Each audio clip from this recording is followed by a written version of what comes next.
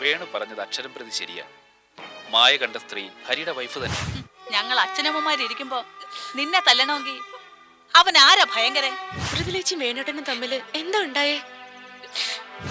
അപ്പൊ ഇത്രയൊക്കെ അനുഭവിച്ചിട്ടും നിനക്ക് ഇപ്പോഴും കെട്ടിയോനും വീട്ടുകാരും തന്നെ വലുതല്ലേടി? എനിക്കിത് കിട്ടണോടി, കിട്ടണം. മൃദുല നിന്റെ ഭാര്യയാണ്, സമ്മതിച്ചു. പക്ഷേ അവൾ എന്റെ മകൾ കൂടിയാണെന്ന കാര്യം നീ മറന്നു.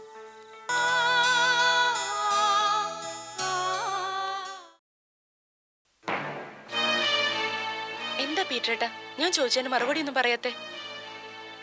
വേണു പറഞ്ഞത് അക്ഷരം പ്രതി ശരിയാ. മായ കണ്ട സ്ത്രീ ഹരിയുടെ വൈഫ് തന്നെയാ. പീറ്ററേട്ടാ, എന്നോട് കള്ളം പറയരുത്. ഒരിക്കലുമല്ല. എനിക്കറിയാവുന്ന സത്യമാണ് ഞാൻ മായയോട് തുറന്നു പറഞ്ഞത്.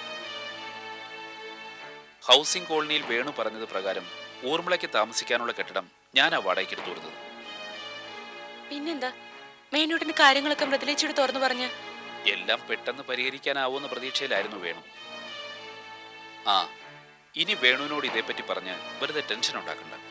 ഞാനിപ്പോ അവനൊന്ന് ഉപദേശിച്ചിട്ട് വരുന്ന വഴിയാ. ജീവിതത്തിൽ ഇന്നേ വരെ മൃദുലയെ ഒന്ന് നുള്ളി നോവിച്ചിട്ടില്ലാത്തവൻ ഇന്ന് ആദ്യമായി തല്ലിയെന്ന് കേട്ടപ്പോ എനിക്ക് വല്ലാത്ത വിഷമം തോന്നി. വേണുട്ടൻ മൃദുലേച്ചി തല്ലിന്നോ? അവൻ വീട്ടിൽ ചെല്ലാത്തതിന് മൃദുല എന്തൊക്കെയോ പറഞ്ഞെന്ന് തോന്നുന്നു. മൃദുലേച്ചി തെറ്റിദ്ധരിച്ചിരിക്കുക. എന്റെ കല്യാണക്കാര്യത്തിന് വേണ്ടിയാ വേണുട്ടൻ ടെൻഷൻ അടിച്ച് നടക്കുന്നതെന്നാ പാവം മൃദുലേച്ചി വിചാരിച്ചിരിക്കുന്നേ. ഹലോ, പീറ്ററാണ്. മനസ്സിലായി. എത്ര വരെയുണ്ട് ബാങ്ക്? ഞാൻ ഇപ്പം ഇറങ്ങാം. ഓക്കെ എന്നാ. മായ, എനിക്ക് അത്യാവശ്യമായി ബാംഗ്ലൂർ ഒന്ന് പോകണം. നമുക്ക് വിശദമായി പിന്നെ സംസാരിക്കാം. അതെ, മായ ഏതായാലും വേണുവിനെ തെറ്റിദ്ധരിക്കാനൊന്നും പോണ്ട കേട്ടോ.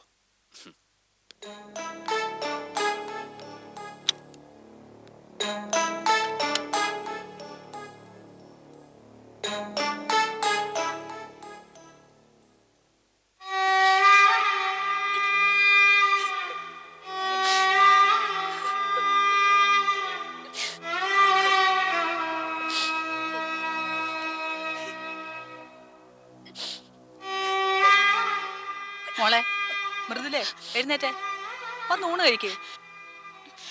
എനിക്കിപ്പോ വേണ്ട. അത് പറഞ്ഞ എങ്ങനെയാ? ദേ, ആ കുട്ടികൾ അവിടെ നിന്നെ കാത്തിരിക്കുക. എഴുന്നേക്കാനാ പറഞ്ഞേ. അവർക്ക് അമ്മ കൊടുത്താ മതി. അങ്ങനെ പറഞ്ഞ എങ്ങനെയാ? വേണ്ടാഞ്ഞിട്ടാ. കഴിച്ചാൽ എനിക്ക് ഇറങ്ങത്തില്ലമ്മേ. അപ്പൊ നേരത്തോട് നേരെ ഇങ്ങനെ കിടന്ന് മോങ്ങാനാ നിന്റെ പരിപാടി? അമ്മ എന്ന് പോ. ഇത്തിരി നേരം ഞാനൊന്ന് സ്വസ്ഥമായിട്ട് കിടന്നോട്ടെ. സ്വസ്ഥത അതിനി ജീവിതകാലം ഈ വീട്ടിലുണ്ടാവത്തില്ല. അതെനിക്ക് ഇന്ന് ബോധ്യപ്പെട്ടു. ഞങ്ങൾ അച്ഛനമ്മമാരിയ്ക്കുമ്പോ നിന്നെ തല്ലണമെങ്കിൽ അവൻ ആരാ ഭയങ്കരൻ? ഞങ്ങളെ തോൽപ്പിച്ച് കെട്ടിയതോ പോട്ടെ, ഇത്രയും കാലമായിട്ട് നിനക്ക് അവനെ നിലയ്ക്ക് നിർത്താൻ പറ്റിയില്ലല്ലോ. അതുകൊണ്ട് തന്നെയാ നിനക്കിത് സംഭവിച്ചത്. മുഖത്തോട് മുഖം നിന്നൊരു ചോദ്യം ചോദിച്ചപ്പോഴേക്ക് തല്ലി വീഴ്ത്തിയില്ലേ നിന്നെ, ദുഷ്ടൻ. എന്റെ ഭഗവാനെ, ഇനി എന്തൊക്കെ കാണാനിരിക്കുന്നു. എന്റെ മോളെ ഇഞ്ചിഞ്ചായിട്ട് കൊന്നാലേ അവനും എന്റെ അമ്മയ്ക്ക് സമാധാനാവൂ. എന്താ പത്മം, അവളോടിപ്പോ ഒന്നും ചോദിക്കാൻ പറയാൻ വേണ്ട. മനസ്സൊന്ന് തണുക്കട്ടെ. തണുക്കും കുറെ. നിങ്ങളുടെ അനന്തരവന്റെ കൂടെ ജീവിക്കുന്നിടത്തോളം കാലം എന്റെ കുട്ടിയുടെ മനസ്സ് കുറെ തണുക്കും. മുഖത്തിട്ട് താങ്ങിട്ടിറങ്ങി പോയപ്പോഴേ ഒന്ന് വിളിച്ചു നിർത്താനോ ഒരു വാക്ക് ചോദിക്കാനോ നിങ്ങൾക്ക് കഴിഞ്ഞോ? ഇല്ലല്ലോ. ഒന്നിനും പ്രാപ്തി ഇല്ലെങ്കിൽ പിന്നെ വല്ല രാമായണവും വായിച്ചോണ്ട് വല്ല മൂലക്കെങ്ങാനും കുത്തി ഇരുന്നൂടെ മനുഷ്യ. തണ്ടും തടിയായിട്ട് നടക്കുന്ന ബാക്കിയുള്ളവരെ നാണം കെടുത്താൻ.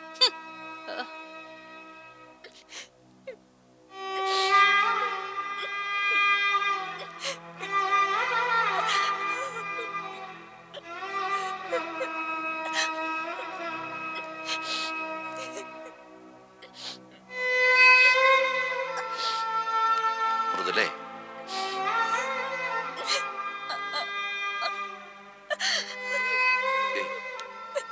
എന്താ ഇത്?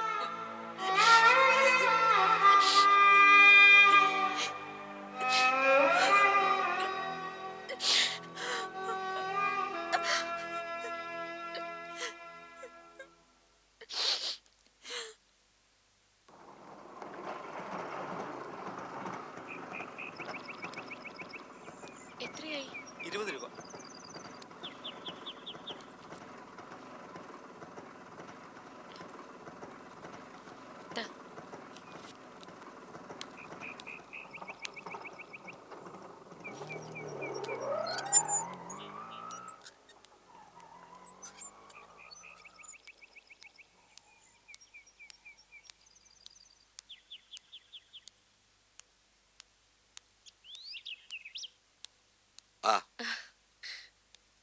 മായയോ എന്താ മോളെ ഈ വഴിയൊക്കെ വരാൻ തോന്നിയേ? മൃദുലേച്ചി ഒന്ന് കാണണം. ആ വന്നത് നന്നായി. മൃദുല നല്ല അവസ്ഥയിലല്ലിപ്പോ. നിന്നെ കാണുമ്പോ അവക്ക് ആശ്വാസമായേക്കും. ചെല്ല്. മായേ, എനിക്ക് നിന്നോട് ചിലത് സംസാരിക്കാനുണ്ട്. പോകുന്നതിന് മുമ്പ് ഒന്ന് കാണണം.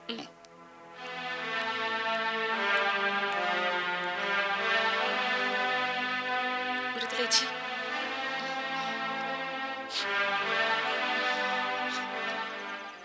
വാ മായേ. ഈ വീട്ടിലേക്ക് മായ വരിക അത്ഭുതം തോന്നുന്നു. എന്താ പറ്റിയ? ചിലതൊക്കെ അറിഞ്ഞപ്പോ വരാതിരിക്കാൻ കഴിഞ്ഞില്ല. വീട്ടിൽ നിന്ന് പോന്ന ശേഷം എന്താ ഇവിടെ നടന്നേ? പറ. മൃദുലേച്ചി മേനോട്ടനും തമ്മില് എന്താ ഉണ്ടായേ?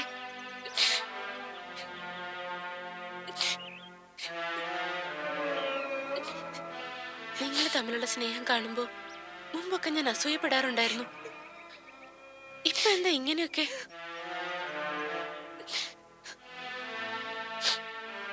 ഒന്നുമില്ല മായ. ജീവിതാവുമ്പോ ഇതൊക്കെ പതിവാ. നീ വിഷമിക്കണ്ട, ഒക്കെ ശരിയാവും. ശരിയാവും ശരിയാവും. നീ കാത്തിരുന്നോ.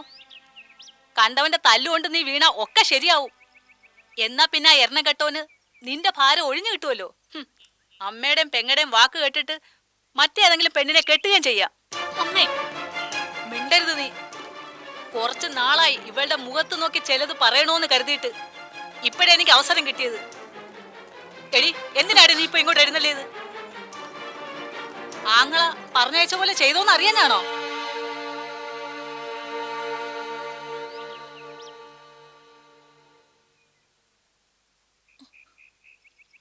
ഇവളെ തല്ലിച്ചതയ്ക്കാൻ നീയും നിന്റെ അമ്മയും വിഷം കുത്തിവെച്ച് പറഞ്ഞയച്ചല്ലേ നിന്റെ ആങ്ങളെ? അമ്മായി, ദൈവത്തെ ഓർത്ത് ഇങ്ങനൊന്നും പറയല്ലേ. ചത്തെന്ന് കരുതി ചാക്കാല കൂടെ വന്നയാണോ നീ ഇപ്പോ?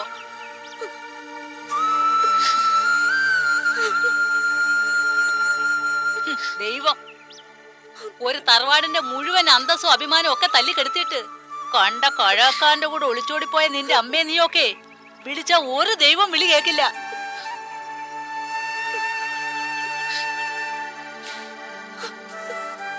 അമ്മ ചെയ്തത് പോരാഞ്ഞ് നിന്റെ കൂടപ്പറപ്പ് എന്റെ മോളെ മയക്കി എടുത്തിരിക്കുന്നു.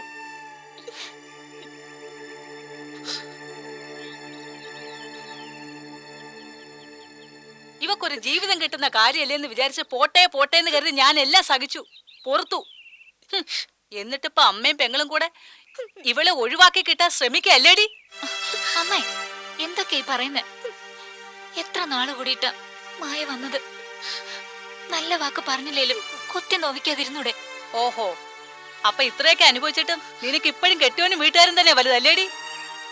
എനിക്കിത് കിട്ടണോടി, കിട്ടണം. തല്ലിയാലും കൊന്നാലും നീ അവന്റെ കാൽ കീഴിൽ തന്നെ കിടന്നോ. എന്നാലേ ക്ഷമിക്കാനും പൊറുക്കാനും ഇനി പത്മിനെ കിട്ടില്ല.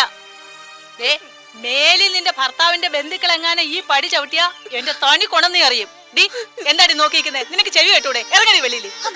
എടി, നിന്നോടാ പറഞ്ഞ വെളിയിൽ പോവാൻ. ഇങ്ങോട്ട് വാടി.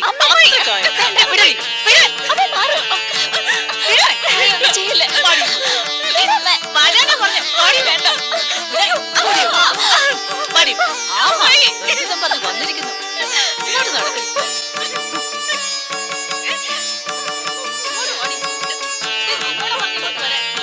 ഇറങ്ങി വാടി.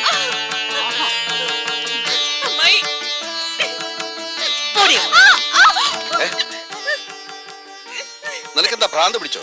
എന്ത് ക്രൂരതയായി കാണിക്കുന്നേ? ഇതുകൊണ്ടൊന്നും തീർന്നിട്ടില്ല. ആങ്ങളെ വിട്ടെന്റെ മോളെ തല്ലിച്ചതച്ച നിങ്ങളുടെ മരുമോൾ ഇനി ഇവിടെ നിന്നാലുണ്ടല്ലോ, അവിടെ മുട്ടുകാൽ ഞാൻ തല്ലി ഓടിക്കും. നിന്ന് മോങ്ങാതെ കടന്നു ഓടി വെളിയില്. അരുത് പൽപ്പം, മഹാപാപം ചെയ്യരുത്.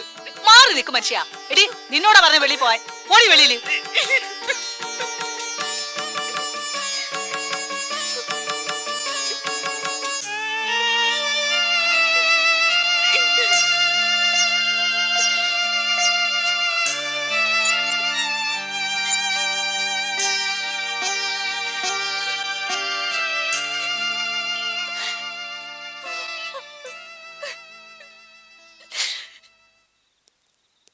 വേണോ, ഒന്ന് നിൽക്കൂ.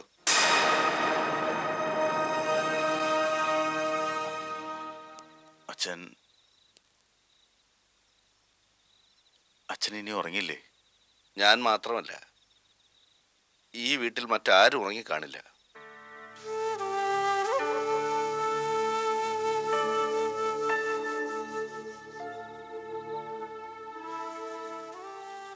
വേണു, നിന്റെ മേൽ അമ്മാവനെന്നും അമ്മായിയച്ഛനെന്നും എനിക്ക് 2 അവകാശങ്ങളുണ്ട്.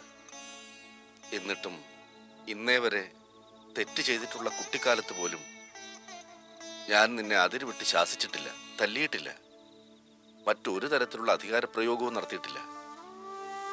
നിന്റെ കാര്യത്തിൽ മാത്രമല്ല, എൻ്റെ മക്കളുടെ കാര്യത്തിൽ ഞാൻ അങ്ങനെയായിരുന്നു. തല്ലി നോവിക്കാതെ സ്നേഹത്തിൻ്റെ ഭാഷ കൊണ്ട് ഞാൻ നിങ്ങളെ നേർവഴിക്ക് നടത്തി.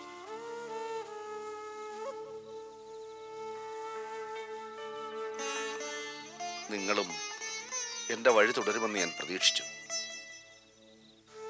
പക്ഷേ നീ എൻ്റെ പ്രതീക്ഷകളെ തകർത്ത് കളഞ്ഞു. മൃദുല നിന്റെ ഭാര്യയാണ്, സമ്മതിച്ചു. പക്ഷേ അവൾ എൻ്റെ മകൾ കൂടിയാണെന്ന കാര്യം നീ മറന്നു. ജീവിതത്തിൽ ഇന്നേ വരെ ഒരു വാക്കുകൊണ്ട് പോലും നോവിച്ചിട്ടില്ലാത്ത അവളെ അച്ഛനായി ഞാനിവിടെ ഉള്ളപ്പോ നീ തല്ലി. ആ അടി കൊണ്ടത് സത്യത്തിൽ അവളുടെ മുഖത്തല്ല, എന്റെ മുഖത്താ.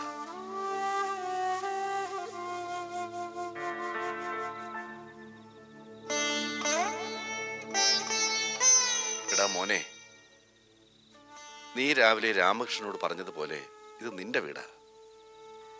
ഈ വീട്ടിൽ ഞാനും എൻ്റെ ഭാര്യയും കാവൽ കിടക്കുന്നത് കൊണ്ട് നിന്റെ കണ്ണിൽ ഞങ്ങൾക്ക് വിലയുണ്ടാവില്ല. കാവൽപ്പട്ടികളുടെ സ്ഥാനമായിരിക്കും ഞങ്ങൾക്ക്. അമ്മ, എന്നോട് ഇങ്ങനെയൊന്നും പറയരുത്. പറയണം.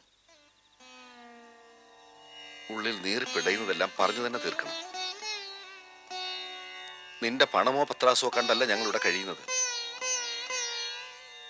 ഞങ്ങളുടെ മോളോടുള്ള സ്നേഹം കൊണ്ടാ, അവൾക്ക് ഒരു വിഷമവും വരരുതെന്ന ആഗ്രഹം കൊണ്ടാ. അത് നീ ഇനിയെങ്കിലും മനസ്സിലാക്കിയാൽ കൊള്ളാം.